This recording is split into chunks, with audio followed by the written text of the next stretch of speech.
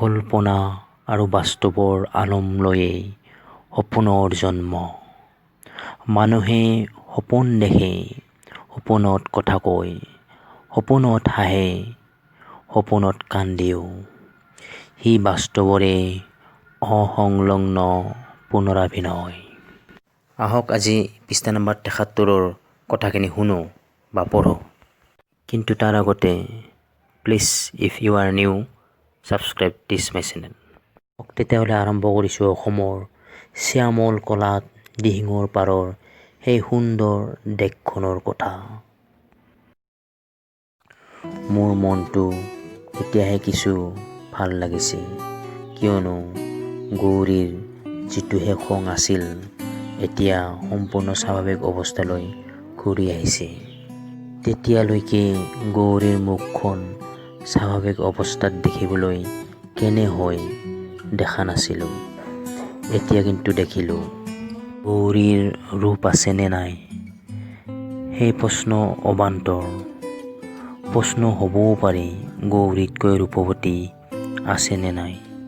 মই কথা পতাৰ ফাঁকে ফাঁকে কেইবাবাৰো চুৰ কৰি গৌৰীক চালোঁ। দুবাৰমান চকুৱে চকুৱে পৰিছিল।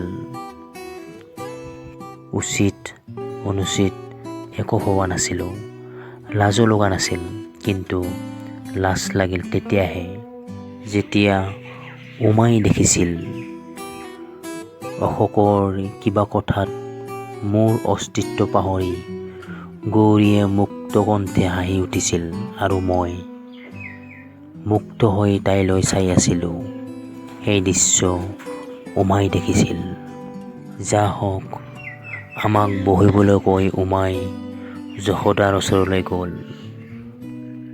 অশোক গৌৰীয়ে খন্তেকলৈ এবাৰ উমালৈ চাই আকৌ কথা আৰম্ভ কৰিলে। মই মনে মনে বহি ৰ'লোঁ। আনকি এবাৰ উমাৰ মুখলৈকো নাচাই চালোঁ ওচৰৰে বেৰখনলৈ। তাত ৰূপৰ খাপৰে সৈতে দুখন তৰোৱাল কেঁচিয়াকৈ ওলোমাই থোৱা আছে। উমাৰ মুখলৈ চাব নোৱাৰি কিয় যে মই তৰোৱাল চোৱাৰ ভাও ধৰিছোঁ তাক উমাই নিশ্চয় বুজিছে। কিন্তু মুখেৰে একো নেমাতি নিশ্চিন্ত হৈয়ে কোঠাৰ পৰা ওলাই গ'ল উমাই। বহুত সময় পাৰ হৈ গ'ল। অশোক আৰু গৌৰীয়ে ঠিক কিমান পৰ কথা পাতি আছিল ক'ব নোৱাৰোঁ।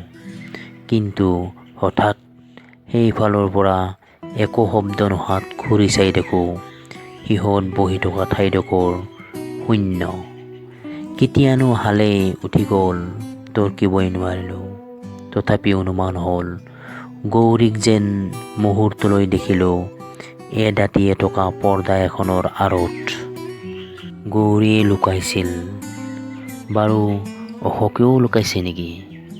এই বুঢ়া বয়সত ইহঁতৰ লুকা-ভাকু খেলিবৰ কি চখ হ'ল? অশোক আৰু গৌৰীৰ কি হ'ল বাৰু? মোক বাৰু অকলে অকলে এৰি থৈ ইহঁত কিয় গুচি গ'ল?